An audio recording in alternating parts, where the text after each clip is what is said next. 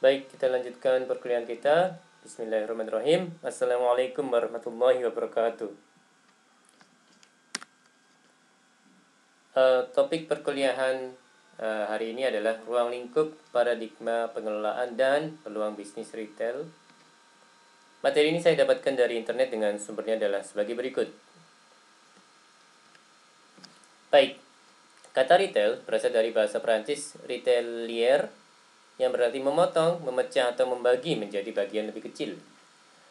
Bisnis retail dipahami sebagai semua kegiatan yang terkait dengan upaya untuk menambah nilai barang dan jasa yang dijual secara langsung kepada konsumen akhir untuk penggunaan pribadi dan bukan penggunaan bisnis.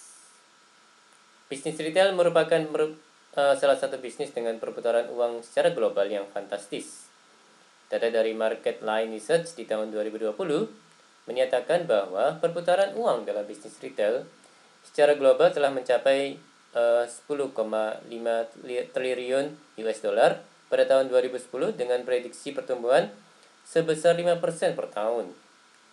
Bisnis makanan dan minuman mendominasi sebesar 65%. Bisnis retail modern di Indonesia berkembang begitu pesat. Business Research Report di tahun 2011 menyatakan bahwa jumlah gerai retail modern di Indonesia mengalami pertumbuhan hingga 17,57% per tahun dalam periode 2007 hingga 2011. Pertumbuhan bisnis retail modern di Indonesia digerakkan oleh pertumbuhan konsep bisnis minimarket yang didominasi oleh Indomaret dan Alfamart dengan total gerai kurang lebih 13.000 gerai di seluruh Indonesia. Jalur distribusi barang, ya ini ada 4 kotak ya Mas dan Mbak sekalian, ada perusahaan, pedagang besar, retail, dan konsumen akhir. Perusahaan atau pabrikan bertugas untuk mendesain, membuat, memberi merek, menetapkan harga, mempromosikan, menjual dan tidak menjual langsung pada konsumen. Pedagang besar melakukan fungsi pembelian, stocking, promosi, penjualan, pengiriman, dan pembayaran kepada produsen, tidak menjual langsung pada konsumen. Retail, di lain pihak, menjalankan fungsi pembelian, stocking, promosi, penjualan, pengiriman, dan pembayaran kepada agen atau distributor, tapi tidak memproduksi barang dan tidak melakukan penjualan kepada retail lainnya. Oke, ini paradigma retail tradisional dan retail modern. Untuk yang paradigma retail tradisional, pandangan yang menekankan pengelolaan retail dengan menggunakan pendekatan konvensional dan tradisional. Penekanan pada hal yang disiapkan oleh pengusaha tetapi kurang berfokus pada kebutuhan dan keinginan konsumen dipahami dan bahkan dipenuhi. Jadi memakai sudut pandang pengusaha gitu ya Mas dan Mbak ya, kalau saya tidak salah menangkap. Kemudian paradigma retail modern, pandangan yang menekankan pengelolaan retail dengan menggunakan pendekatan modern di mana konsep pengelolaan retail lebih ditekankan pada pemenuhan kebutuhan konsumen yang menjadi sasarannya. Jadi sudut pandangnya adalah sudut pandang konsumen ya pada paradigma retail modern ini ya Mas dan Mbak ya, jika saya tidak salah menangkap. Oke, ini perbedaan paradigma retail tradisional dan retail modern. Jadi yang sebelah kiri adalah paradigma retail tradisional, sedangkan sebelah kanan adalah paradigma retail modern.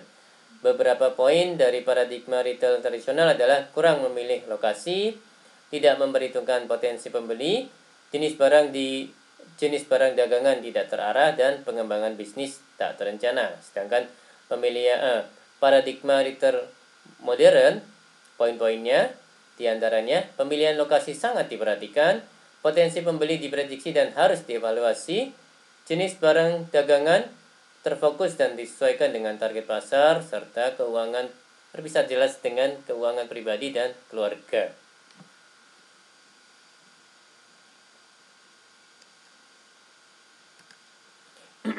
Fungsi-fungsi retail. Jadi ada beberapa poin ya Bapak, Mas dan Mbak sekalian.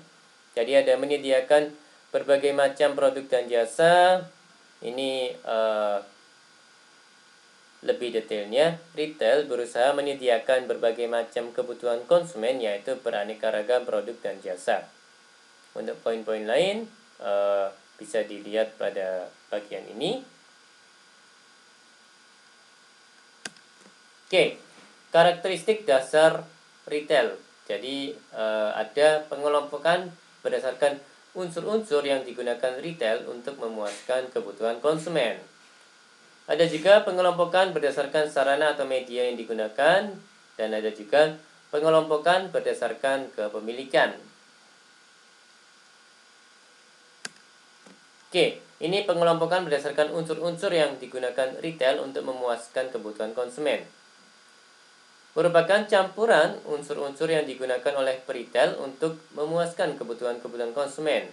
Unsur tersebut adalah jenis barang-barang dagangan yang dijual, perbedaan dan banyaknya barang-barang yang dijual, tingkatan layanan konsumen, serta harga barang dagangan. Ya, melalui pemahaman unsur-unsur yang digunakan oleh peritel untuk memuaskan kebutuhan-kebutuhan konsumen dan terkait dengan unsur jenis barang-barang dagangan yang dijual, perbedaan dan banyaknya barang-barang yang dijual, tingkat layanan konsumen, harga barang dagangan. Oke, retail dapat dibedakan menjadi supermarket konvensional, big box retailer, ya ini supercenter, hypermarket, warehouse store, kemudian toko kebutuhan sehari-hari, kemudian general merchandise retail, ini ada toko diskon, toko khusus, hingga value retailing. Oke, supermarket konvensional melayani penjualan makanan, daging, serta produk makanan lainnya dengan melakukan pembatasan penjualan terhadap produk-produk non-makanan. Untuk yang big box retailer, ya ini salah satu contohnya adalah hypermarket. Supermarket yang memiliki luas lantai 100.000 hingga 200.000 meter persegi dengan memiliki variasi produk yang dijual. Untuk makanan 60 hingga 70% dan produk non-makanan sebanyak 30 hingga 40%. Stok persediaan lebih sedikit dari supercenter, yaitu 40.000 hingga 60.000 unit. Contohnya adalah Giant Hypermarket dan Carrefour ya, Mas dan Mbak. Kemudian ada toko kebutuhan sehari-hari, memiliki variasi dan macam produk yang terbatas.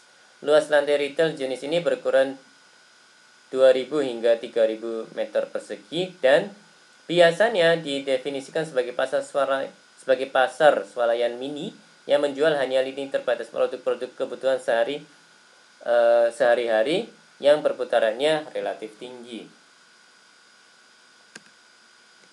Oke, ini karakteristik retail berorientasi makanan ya. Jadi ada 6 kolom. Ada ini yang kolom pertama keterangan, ada yang ini convenience store, kemudian supermarket, supercenter, warehouse store, kemudian hypermarket. Nah, ini katakanlah kita coba ambil keterangan terkait jumlah pengecekan ya. Jadi ada 5 keterangan Mas dan Mbak sekalian. Jumlah pengecekan convenience store 1 hingga 3, supermarket 6 hingga 10, supercenter lebih dari 20, warehouse store lebih dari 20 juga, hypermarket lebih dari 30. Sedangkan untuk margin kotornya, untuk yang convenience store 25 hingga 30%, supermarket 18 hingga 22%, supercenter 15 hingga 18%, warehouse store 10 hingga 11%, sedangkan hypermarket 12 hingga 15%. Oke, ini klasifikasi retail. Jadi klasifikasi sektor perdagangan dan contoh toko. Jadi ada hypermarket, supermarket, minimarket, department store, toko tradisional, pasar tradisional, dan toko kelontong. Ya, hypermarket memiliki 20 atau lebih tempat kasir, menjual lebih banyak variasi produk seperti bahan makanan, elektronik, pakaian, dan sepatu. Sedangkan department store memiliki 3-20 tempat kasir, menjual hampir semua kategori seperti pakaian jadi, elektronik, dan perabot rumah tangga. Oke, ini macam-macam dari general merchandise retail, jika saya tidak salah. Jadi ada toko diskon, yaitu Jenis retail yang menjual sejumlah besar variasi produk dengan menggunakan layanan yang terbatas dan harga yang murah. Poin lainnya, value retailing, ini toko diskon yang menjual sejumlah besar jenis produk dengan tingkat harga rendah. Oke, ini pengelompokan berdasarkan penggunaan sarana atau media yang digunakan oleh retail. Nah, ada penjualan melalui toko, kemudian ada penjualan tidak melalui toko. Untuk penjualan melalui toko, pada bisnis retail dengan sistem toko ini banyak melibatkan berbagai tenaga penjual. Di antara penjual dan pembeli terdapat hubungan secara langsung, yaitu melalui tatap muka dan komunikasi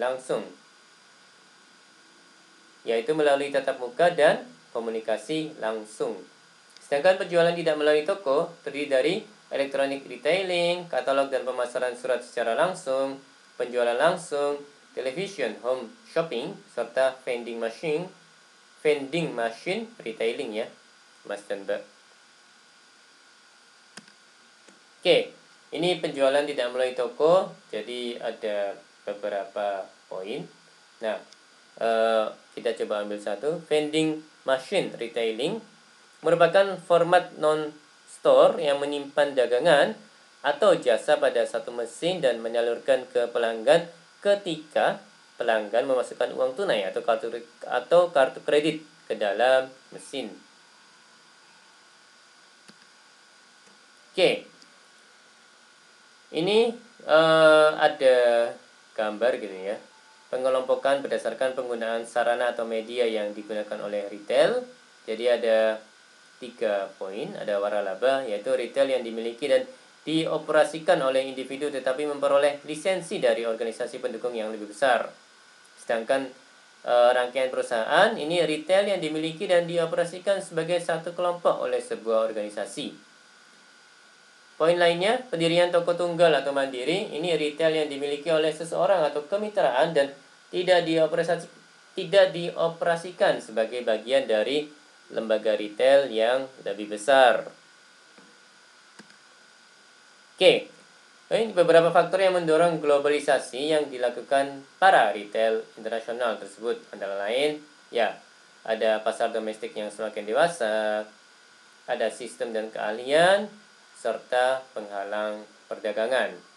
Oke, untuk yang penghalang perdagangan ini, dengan adanya kebijakan-kebijakan perdagangan internasional yang menghapuskan berbagai hambatan perdagangan, hal ini akan membuka peluang peritel asing untuk memasuki negara lain seperti Carrefour dan Giant ke Indonesia.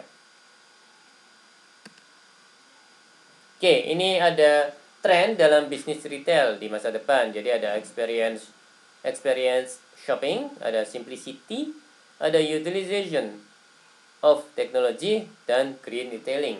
Oke, saya coba baca yang green retailing. Ini penjelasan lebih detailnya, konsumen khususnya di negara maju semakin menyadari pentingnya pemeliharaan lingkungan hidup dalam pengelolaan bisnisnya.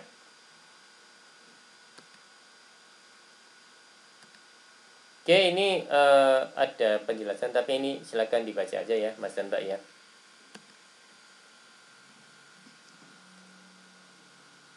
Baik, demikian perkuliahan hari ini. Terima kasih atas perhatiannya. Mohon maaf atas segala kesalahan. Saya tutup, insya Allah kita akan jumpa lagi di lain kesempatan. Wassalamualaikum warahmatullahi wabarakatuh.